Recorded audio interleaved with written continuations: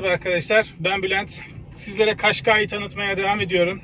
Bu videoda sizlere dizel partikül filtresi, dizel arabalarda partikül filtresini nasıl temizleriz, temizlemek için neler yaparız, nelere dikkat ederiz, onlardan bahsedeceğim. Bir de otomatik vitesli arabaları kullanırken nelere dikkat etmemiz gerekir, sürüşlerde nelere dikkat ederiz, park ederken nasıl park ederiz gibi konulardan bahsedeceğim. Bildiklerimi size anlatacağım. Arkadaşlar, partikül filtresini temizlerken ben bir çevre yoluna çıkıyorum.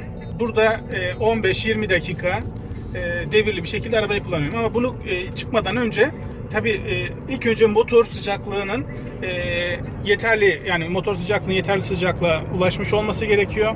Daha sonra şu Eco modunu kapatıyoruz arkadaşlar.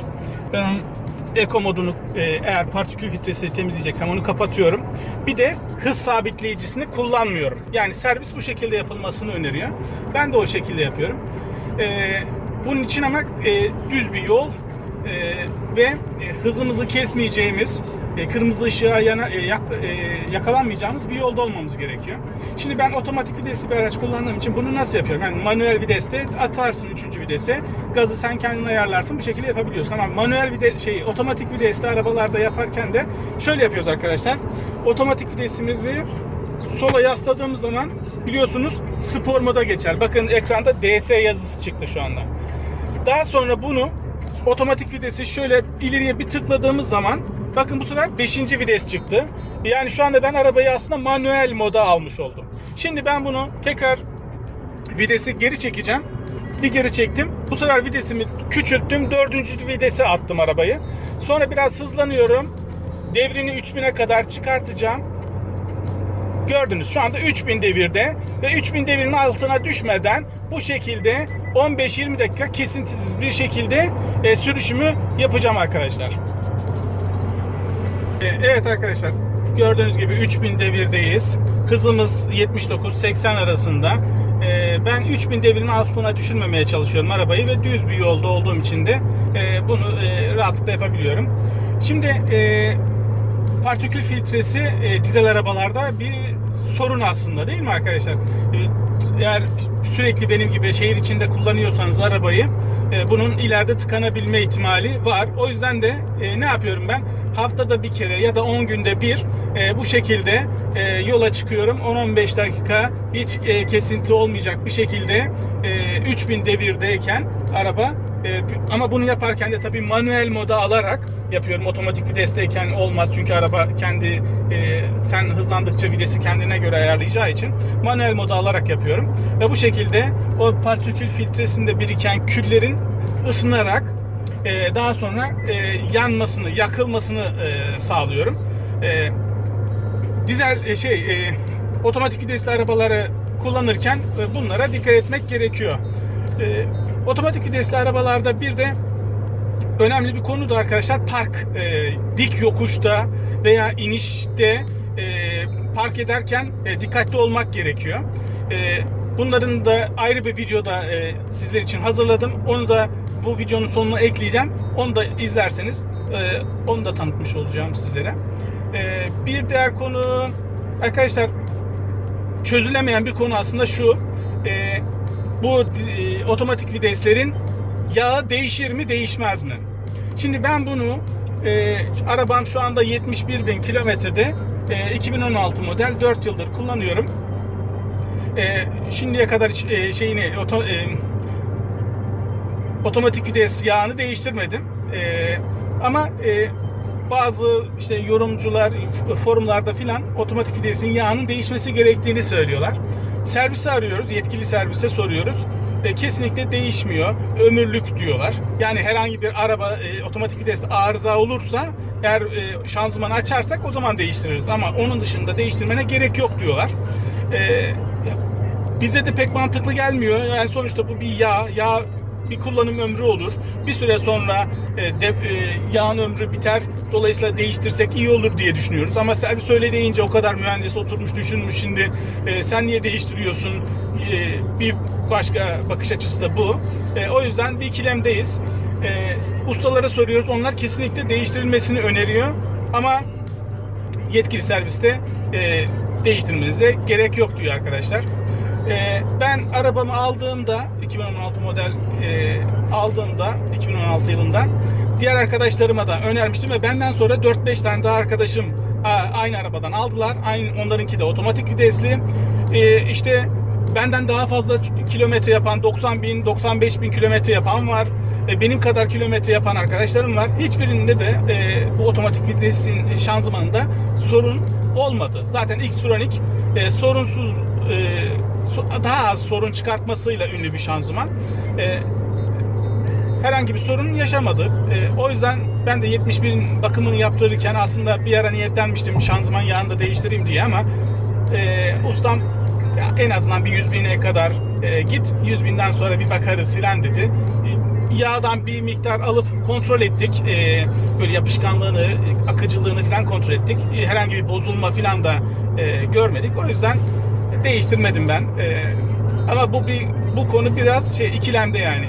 Yetkili servis değiştirmeyin, ustalar değiştirin diye bize söylüyor arkadaşlar. Bir başka söyleyeceğim şey, bu otomatik vitesleri kullanırken, otomatik vitesli arabaları kullanırken çok devirli, yani arabayı sakin kullanmak gerekiyor. Çok atik arabalar değiller. Güçlüler. Bu 1.6 dizel olduğu için güçlü bir araba. Gaza bastın mı gidiyor.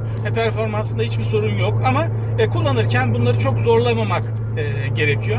Bu X-Tronic şanzıman diğer şanzımanlar kadar spor değil, atik değil ama daha sorun çıkarttığı için, vites geçişlerini hissettirmediği için konforlu bir şanzıman. Yakıt ekonomisi açısından eğer devirli bir şekilde kullanırsan hem şehir içinde hem uzun yolda kendi sınıfındaki araçlarla kıyasladığın zaman az yakar. Ama gaza çok yüklenirsen bu sefer de diğerlerinden daha da fazla yakar. O yönü de vardır. Bu sizin kullanımınıza bağlı olan bir şeydir. Evet, partikül filtresini temizlerken şartları bir daha tekrar edeyim isterseniz arkadaşlar. İlk önce ne yaptım? Düz bir yola çıktım. Hiç durmayacağım bir yola çıktım. Sonra Eco modunu kapattım. Hız sabitleyicisini kullanmıyorum. 3000-3500 devir arasında hareket ediyorum.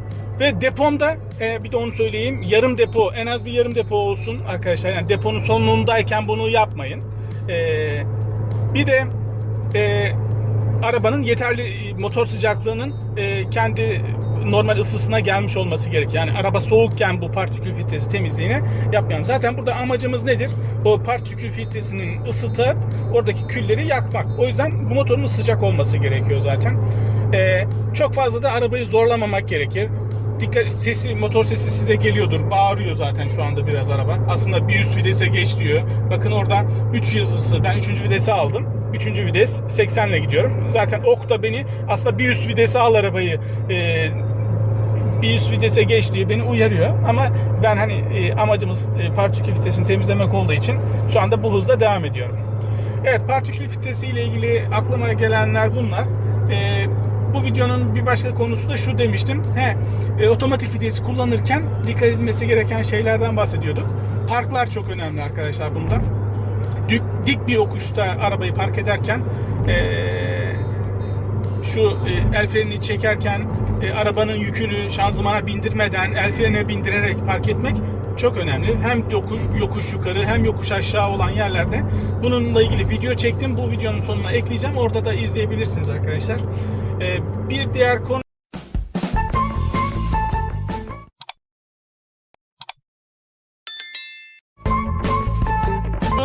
dik bir yokuştasınız ve kalkış yapacaksınız. Yani park etmeyi söyledik. Bir de kalkış yaparken de arabayı manuele çekerek, manueldeyken kalkış yapmak şanzımanı daha az yük bindirecektir. Yani ben öyle yapıyorum.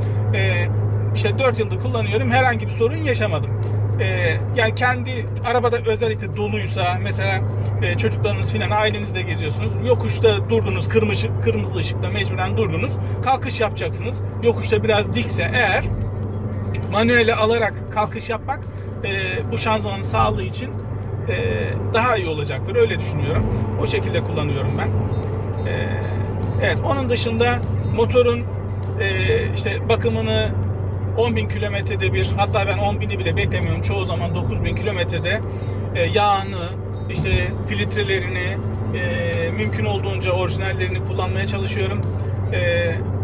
İşte suyunu, aküsüne işte ölçtürüyorum. Bütün bakımlarını düzgün yapıyorum ve daha uzun bu arabayı kullanabilmek için gerekli tedbirleri alıyorum bu şekilde.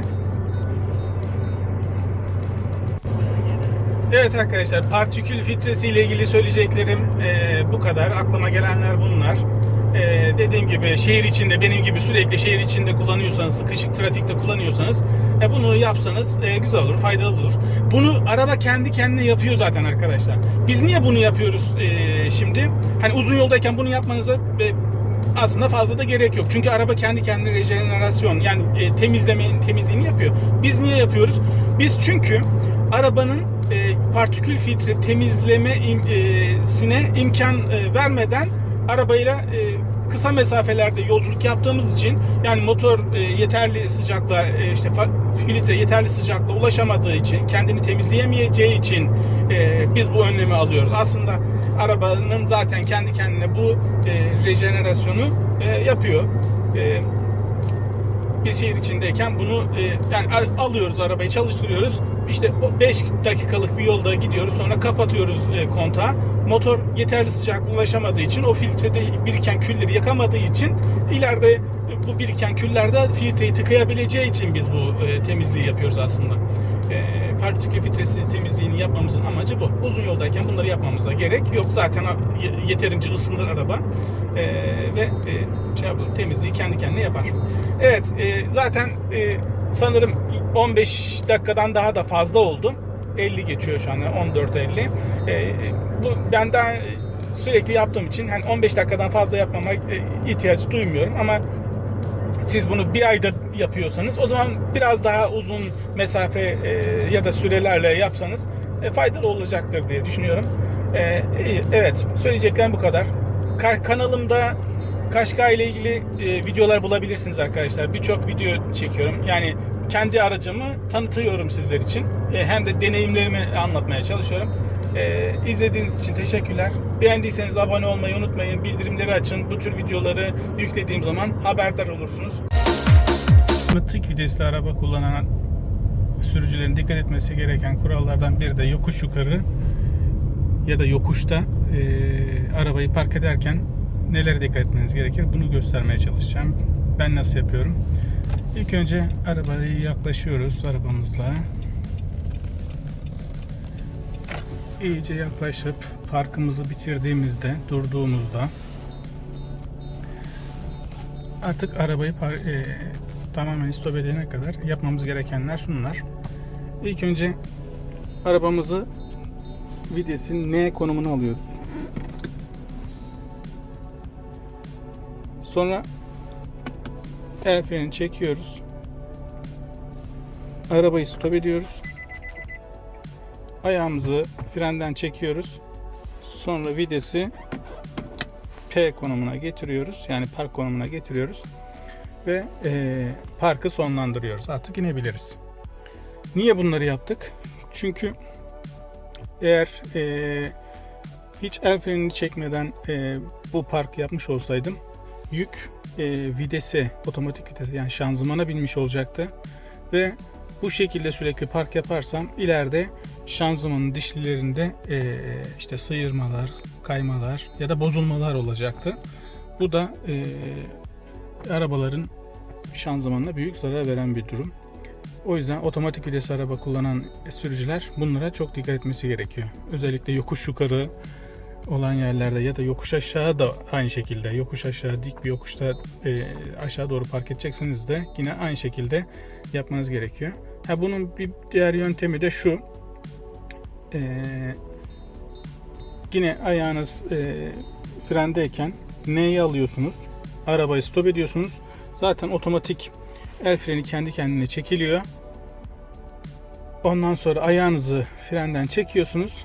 Yine arabanın yükü el frenine binmiş oluyor. Park konumunu alıyorsunuz. Bu şekilde de park yapabilirsiniz. İkisi de aynı sonucu veriyor. Servis birinci yöntemi öneriyor. Yani ilk önce duruyorsun, N'yi alıyorsun, el frenini çekiyorsun, stop ediyorsun arabayı, ayağını frenden çekiyorsun, sonra park konumunu alıyorsun. Ben daha çok alışkanlık haline gelmiş. İlk önce duruyorum, N'yi alıyorum, arabayı stop ediyorum. Kendisi otomatik çektiği için el frenini. Daha sonra işte ayağımı frenden çekip vitesi P konumuna alıp bu şekilde parkı sonlandırıyorum. Siz hangisini tercih edersiniz ama doğru yöntem budur. Yani arabanın yükünü el frenine bindirerek parkımızı tamamlamaktır. Böyle yaptığım zaman arabayı çalıştırıp harekete geçeceğim zaman vites geçişlerinde herhangi bir zorlanma, sıkıntı olmuyor. Ama diğer türlü bir kere mesela arabayı lifte, yani lastik değişimi için şeye götürdüğümde öyle bir şey başıma gelmişti. Vites çok zor geçti D konumuna. Yani garç gurç böyle sesler geldi. Vites herhalde dişler kırılacak falan diye düşünmüştüm yani. O kadar sert geçti. O yüzden bunlara dikkat etmek gerekiyor. Arabamızı yanaştıktan sonra duruyoruz. Ayağımız frende.